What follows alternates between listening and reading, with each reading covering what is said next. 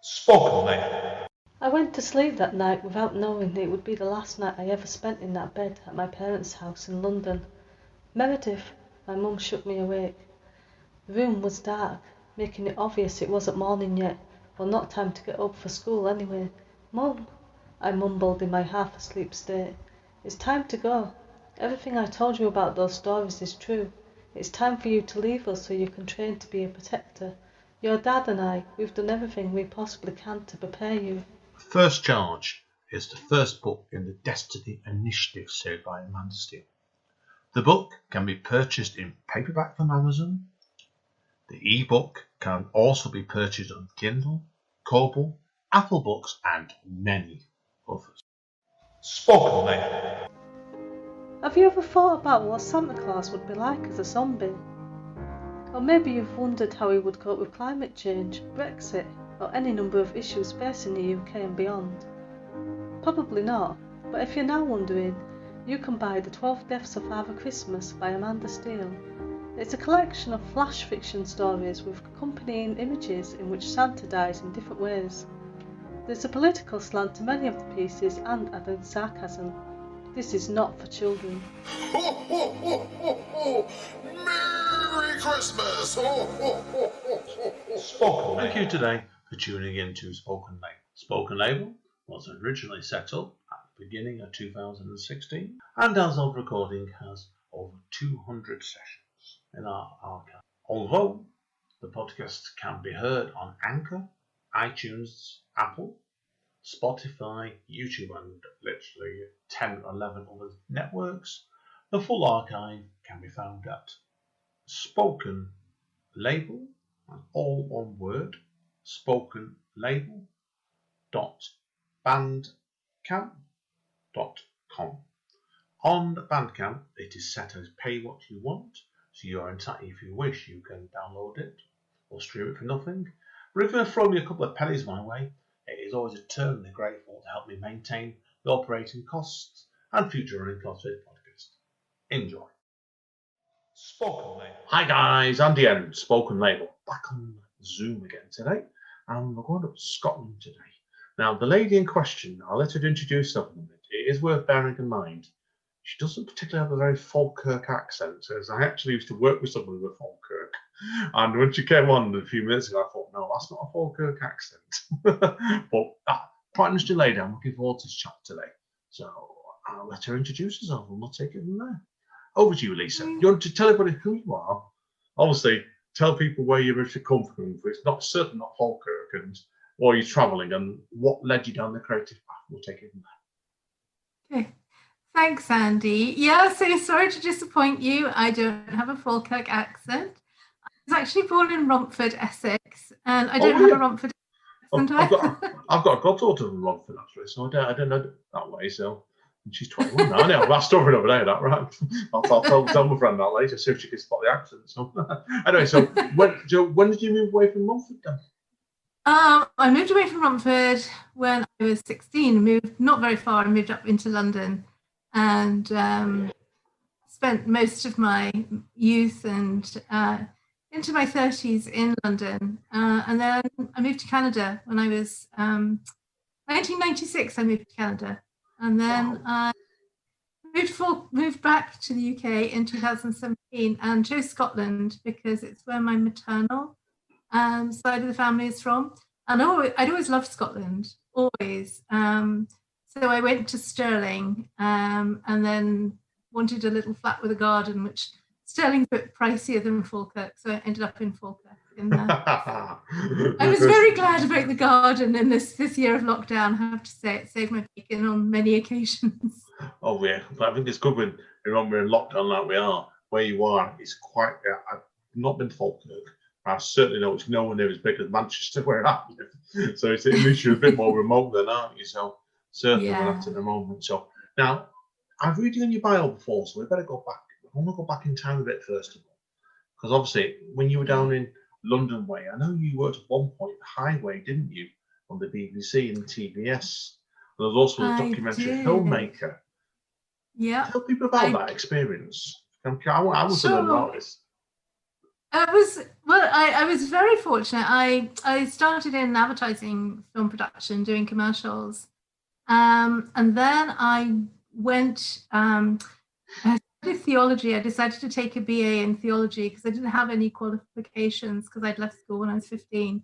Well, when I left with my girlfriend as well. So it's a good way. It's both good examples that you can come back and prove people wrong, can't you? So, exactly. Sorry, I'm interrupting you. That's okay. So I applied for a job at the BBC.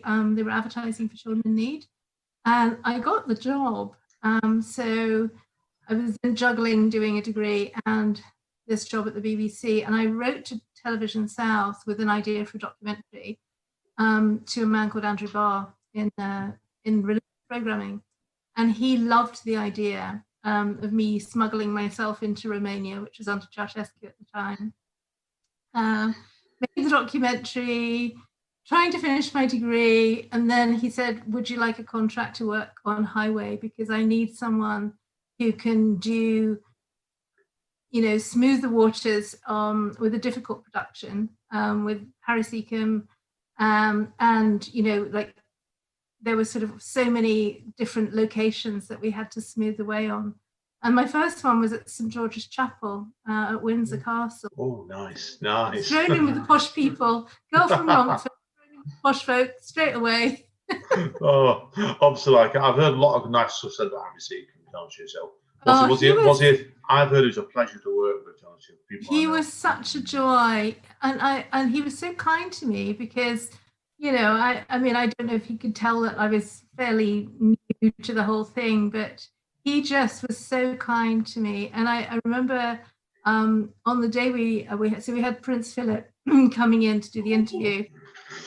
I always gave Harry, or Sir Harry as he was, the card of these are the questions because I did all the research, and then we'd been told wear posh frocks and not to speak to, the royalty. We were just there to do our jobs. Wow. And of course, Philip turned to me and says, "Do I get a cue card, my dear?" I don't know. I had no idea what to do. The protocol was like, what was I supposed to do? So I just giggled and said, "Oh no, sorry, sir, I don't think you do." Rushed out the room. That's a cracking story, that one. Oh, blimey. It's very silly. Oh, no, but you look back at it, don't you, thinking, wow, what a time. How long did you work? How long did you work in the Highway for? So I did that for about, I guess, 4 years until TVS lost its franchise. But I worked on Highway and I did documentaries for The Human Factor. And what I really liked about that was telling stories. So it was finding people, finding what their stories were, and listening to their stories and writing their stories for them so that we could make a film about it. So yeah, that's kind of that was that part of my life, which was wow. I feel very blessed to have been able to do that. I think in some ways what you're talking about, it links into to a degree, probably was the seed of what led to your writing later on, wasn't it, really? But obviously, we'll come on to that in a minute, because I know you obviously, after you left working with Highway and being a documentary writer, you went on to a different career. You told me offline before, weren't you? You had a complete different change of career. So, you want to tell us about that then? Was that when you moved to Canada then, basically? You carried on that work in Canada? Well, kind of. So it was 1994, and I went to a prison. It was a highway. We went to a prison on the Isle of Wight, and I remember shaking in my boots because I'd never been in a prison before. And to be honest with you, I probably didn't have very nice views about people in prison. I didn't really understand it, and it was like, they just lock them up and throw away the key. And I was, pretty considered right wing, I guess, about it. A bit of a fascist, really. I hate to think like that I was now. But one of the first people I met in the prison was an art therapist. And I went and saw what she was doing and talked to some of the men who were in prison. And I was just blown away. I was blown away by the impact of art therapy, but I was also blown away by their stories and what they'd come from and some of the things that they had to deal with. And I'm not saying that what they did to end up in prison is okay, but it just put it together for me, that people don't put their hand up in primary school and go, oh, I think I'll go to prison one day. You know, I think you do, because Yeah. you learn about that over time, really, when you get the life Yeah. experience with it. Because I've had friends that have done time, and some more serious things than others, put it bluntly. But yeah, you do. It's, I think you learn about perspectives when suddenly it crosses in your personal face, doesn't it? That's what I think probably happened to you there, didn't it? So was that then you decided that caused your career change, did it, after everything changed for you? Yeah. So, because I did try a bit of freelance filmmaking when TVS lost its franchise, but to be honest with you, I'm not. It was very competitive, and I didn't like it. So I went to the Institute for Arts and Therapy and Education, and I trained as an expressive arts therapist in London. Started up a thing called the Arts Counselling Trust, and got funding to run art, music, and drama therapy in 5 of the London prisons. Wow. Yeah. So that was pretty amazing. Yes, some government respect to you there. So. And then I met and fell in love with somebody and ended up moving to Canada. So it's a shortened version of the longer story. But then I worked as an art therapist, expressive arts therapist, and family support worker in Canada. How did you find the art scene? All the time I was writing. How did you find the art scene in Canada then, compared to England then? Because I know Manda and my partners had a publisher in Canada, and I know she had mixed experiences with it for various reasons. But... Yeah. Well, I lived in British Columbia, and there are some amazing artists in Canada and musicians, and it is a place that does boast a lot of very interesting people. A lot of them move to America because it's easier for them to make a living in America, unfortunately. But it is also a little bit closed, and I would liken that to England, to London in particular, where if you're not part of that network, then it's very difficult to get noticed or to kind of, I don't know, be part of it. I can get you that. I agree with that. I think at one point in Manchester, I think the art scene in Manchester was massive. I could have overtook London, but I think things have changed in a minute. So that's best put it bluntly to you. I agree with you on that. So. Yeah, and I think Manchester, well, like maybe a bit more like Scotland, it's much more of an inclusive place. People are welcome. People have welcomed me here. I've joined writing groups and word events, and I felt really welcomed. Yeah, cool. Now we're going to talk today, obviously, now we've given a good bit of background about you. We're going to talk about your short story collection, aren't we? That's come out in September. Love Bites. And you were telling me, obviously, before we got talking today, this book actually was wrote over lockdown, wasn't it? Yep.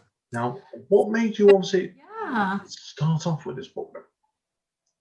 Well, in March, when lockdown hit, I one of my positions, my family mediation position, basically just sort of went because I couldn't meet people as a mediator, and I did a couple of mediations online, but I thought this isn't going to work very well. I don't like doing this, and I had been saying to myself for a long time, if only I had time to write all these stories that are rumbling around in my head, and have been rumbling around for a long time.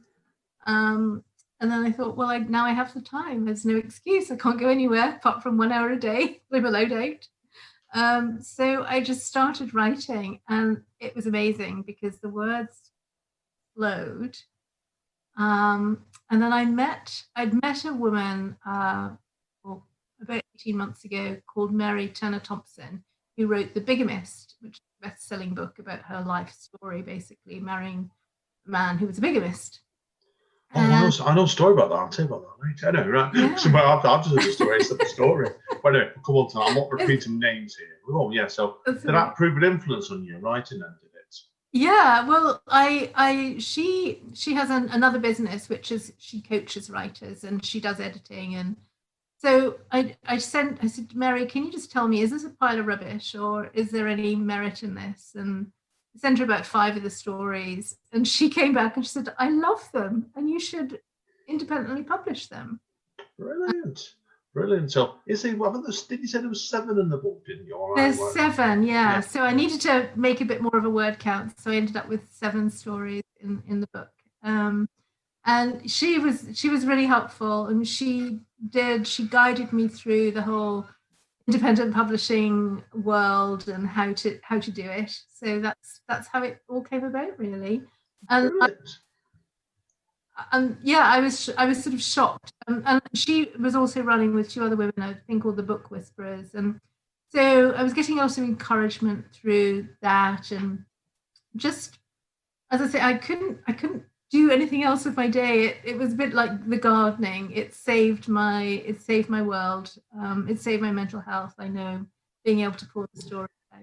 I think it does. I think a lot of us creative people over lockdown, we all went about things in different ways. Like I picked it up from the podcasting. This podcast has been there before that, but because in my case, I work full time around the day, and they sent me home in March and diabetic to keep me safe.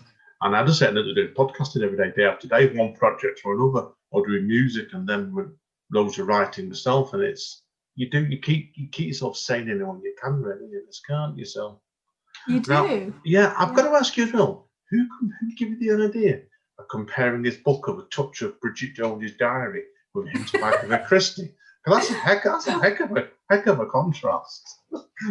Well, I know. So Bridget Jones' Diary and Agatha Christie. I've been a long time fan of Agatha Christie, and I've always loved the Bridget films. It was my friend, actually, Anne Chatterton. She's in Essex. She's my best and oldest friend. We've known each other, well, since I was 19. So it gives you an idea. Oh, just a few years ago, right? Just a few years. And I sent one of the first story in the book, Polly Brisbane, to her. And she and her husband loved it. And then she said, it's a bit like an older version of Jones. And so it just stuck with me. And I thought it was kind of a nice description. It was a bit of a compliment too. Yeah, no, it's a fantastic idea. Now, how have you found publicising the book at the moment over lockdown? So it came out in September, I know. And obviously we're still in lockdown at the moment, aren't we? And the way it's looking, probably will be to next spring, probably by now. Right, I'm anybody's bringing books out in the middle of lockdown. You just traditional approaches trying to market it have changed, haven't they? So yeah, and I think that's where I'm sort of struggling a bit, because I'm trying to find my way through how do I market my book, how do I get my voice, my book heard on the big big platforms and compete with all the other books that came out. Because what happened, the publishing fairs didn't happen in March. So all the publishers brought out books within about a week of my book coming out. So I think my book launched, and then 600 other books came on the market. It's typical that was. It's typical that really. You just trying to read. That's how you're trying to be sarcastic. No, I get you completely with that. So yeah, I think it's just one way. You've got to try and keep digging, pushing along, haven't you? Look for the opportunities sometimes. And like I said, the good thing is I found is prior to lockdown, I used to run like an open mic night, extra open mic nights near where I was born in Stretford. Mandra helps me run it, and our friend Steve does. And we've gone on to Zoom now to do them all on Zoom. And there's so many literature nights cropping up on Zoom and stuff. It's like that seems to be very, very popular. So, but again, it's just trying to find get the right one for yourself sometimes, I think. Now, I've got to ask you as well, and I know you've had 2 non-fiction works published as well, haven't you?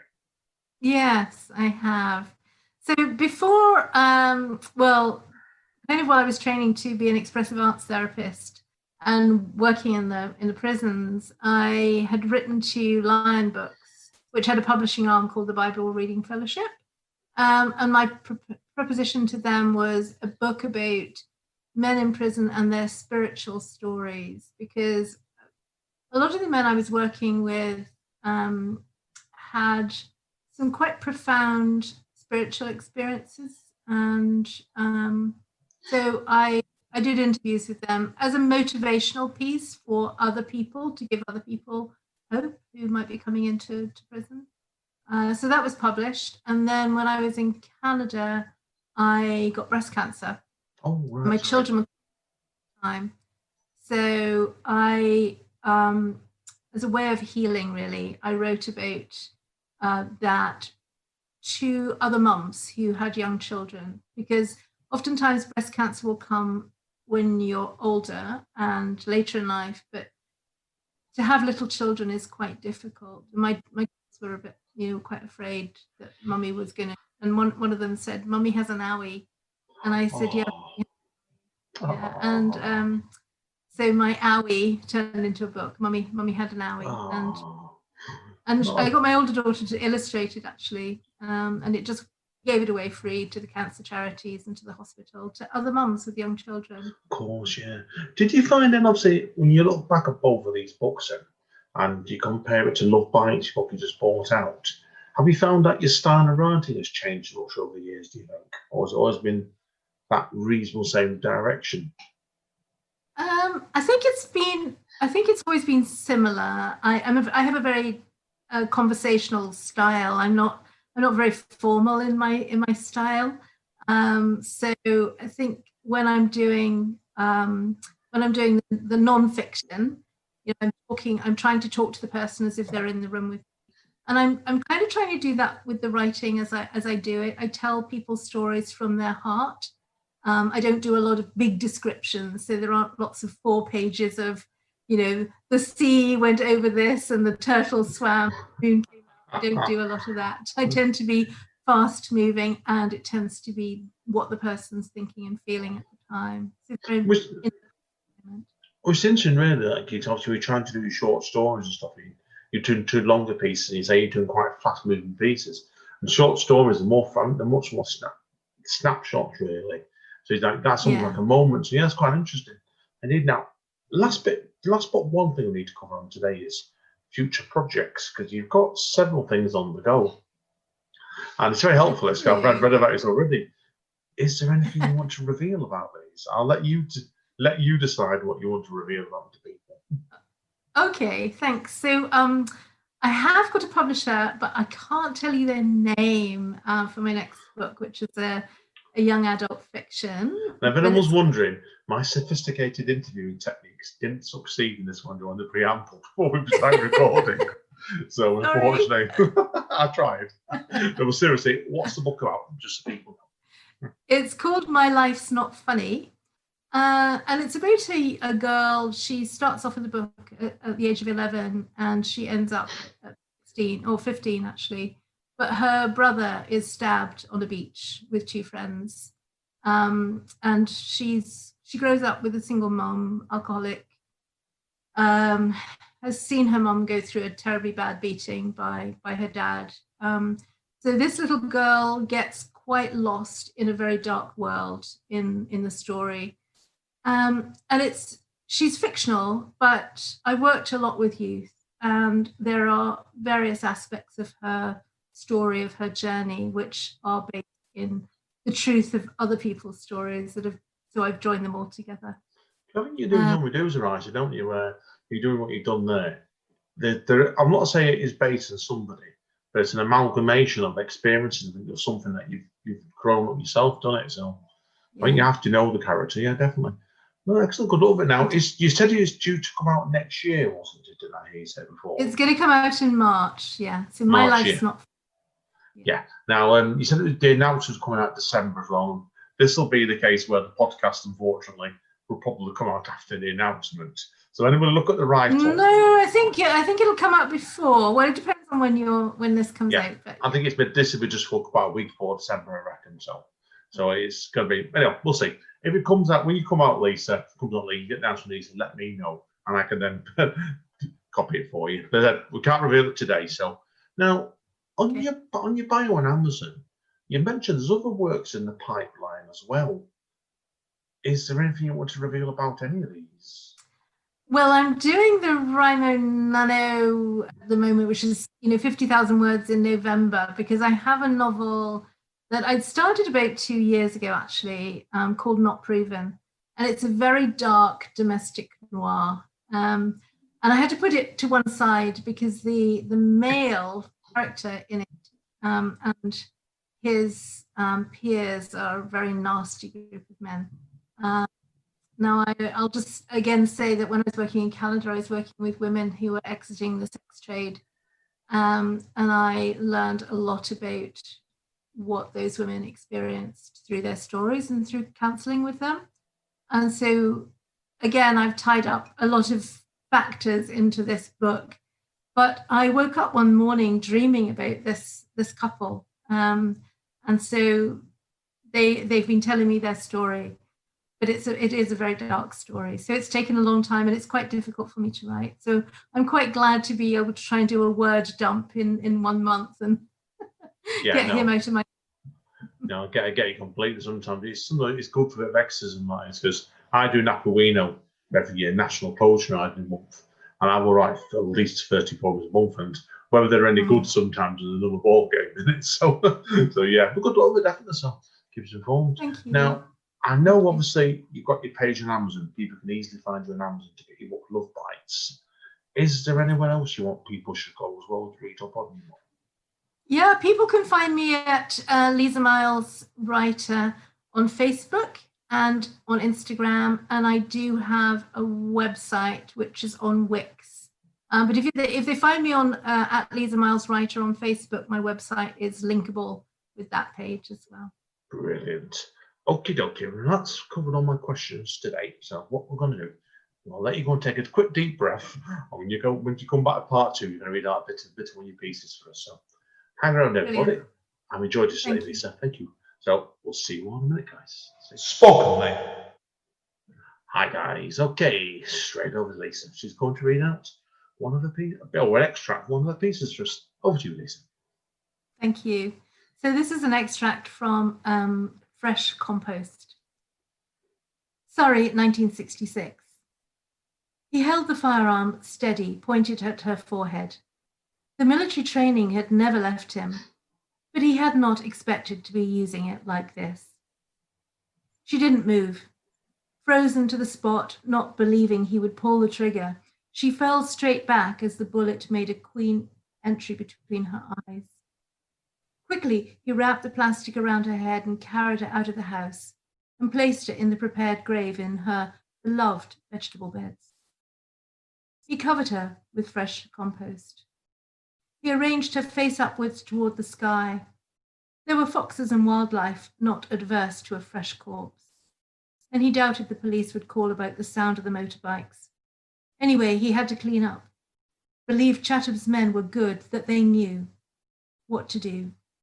There would be no reason for the police to look here for the body once they found her burned out car. The codicil would come into play when she was pronounced dead.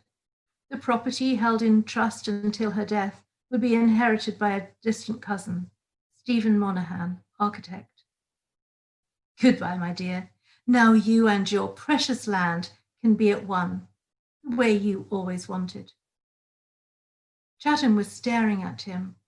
It was difficult to tell if he was impressed by what he had witnessed, or if his impassive face was because he was used to seeing death at such close quarters. They had both had a reason to want her gone from their lives, and now she was. Cologne, 1939. Greta, you must help me. Her mother's face was panic-stricken as 4-year-old Greta sat sulkily on her bed, clutching her brown rabbit, refusing to move. Her mother knew Greta didn't understand why her father had not come home and was upset about being told they were leaving. But they simply had to go. The articles Greta's father had written and published had put them all in danger. Come on, Greta, I've made room for you in the pram. You won't have to walk. I'm not a baby. Yes, but we have a long way to go, and there was a loud knock on the door. Greta's mother stiffened. She placed one of her fingers on her lips, indicated to Greta to be silent. But the knocking continued, and the twins, swaddled in their pram, woke up and started to cry. Avni de deur! Avni de deur! The voice repeated, demanding the door be opened. In ein Augenblick! Ekka's mother removed her outer coat and opened the door. Ja? 2 of the police pushed past her and started their search. The third stood at the door. They didn't speak, and Greta's mother did not dare ask what it was they wanted. She already knew. Thanking her lucky stars, she had had the foresight to burn her husband's notebooks as soon as he was arrested. She just hoped they wouldn't look too closely at the pram and her clothes, into which she had hidden crusts of bread and milk, in preparation for the almost 400-mile walk to Lucerne. Fantastic. Really, really engaging stuff, that. I've got to ask you as well, I say to you, you had the Scottish accent then, the bits in it, really, really good. I would have made the fool myself done that, but brilliant, absolutely really engaging. So, but no, great stuff. Everyone says certainly, I don't think it's a cracking book, is what I've read of it, certainly. So, themselves to go for it, definitely. Encourage you to buy it. So, thank you again, Lisa. It's been a pleasure to be here. Thank you. I've really enjoyed this. Hang around. I need to speak to you off mic, as I always do with the guests. But this is Andy here, saying thank you again, guys and girls. Stay safe and stay over. I'll see you all soon. Take care. Spoken, mate.